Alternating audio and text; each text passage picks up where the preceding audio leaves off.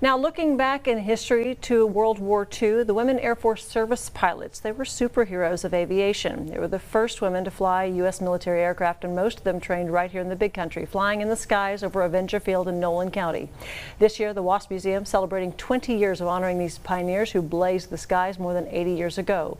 KTAB's Mariah Williams was in Sweetwater to share their legacy.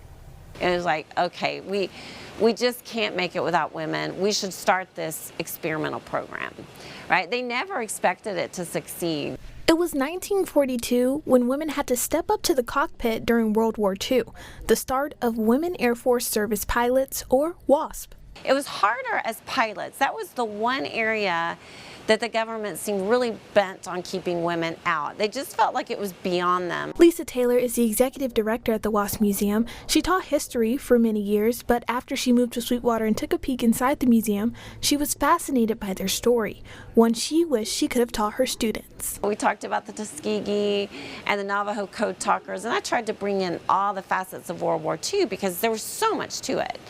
But I had never heard of these women. She connected with the more than 1,100 WASP that served in the 2-year span and their story of resilience. Betty Blake, being arrested for wearing pants, this was what they were dealing with because it was scandalous for a woman to be in public in pants like that.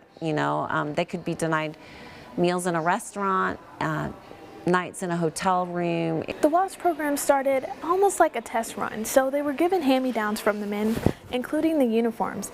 They were often too big and bulky on the women, so they made a change, one that you can still see implications of in the Air Force today. Legend has it that she went back and told her ladies, my girls are not going to wear that dreadful color. That was how blue got introduced into the Army Air Corps. That was the first time there was blue, so I think that we can credit Jackie Cochran with that. The WASP Museum forever enshrining their sacrifice, and Taylor continuing to teach their story so will not be forgotten. Reporting in Sweetwater with coverage you can count on, I'm Mariah Williams, KTAB News. Thank you, Mariah. 25,000 women applied to be WASP and 1,400 were accepted. They were the first women to fly military aircraft, and they flew every type of plane from the bi-wings to the bombers to experimental. But it wasn't until 1977, more than 30 years later, that the women were actually granted military status. The legacy of the Women Air Service Pilots, very endearing to me, as my grandmother, Mary Putnam Van Deventer, served as a WASP in 1944. Starting at Avenger Field, she, like many others, ferried planes from manufacturers to Army and Navy aircraft bases. They tested pilots and test-piloted new aircraft, towed gunnery targets, and performed many other tasks for the free men pilots that were overseas on duty. It was only 15 years ago that the WASP were finally recognized for their service to the country. 350 women air service pilots in their 80s and 90s traveling to Washington, D.C. to receive the Congressional Gold Medal. That was on March the 10th of 2010. More were awarded to families posthumously.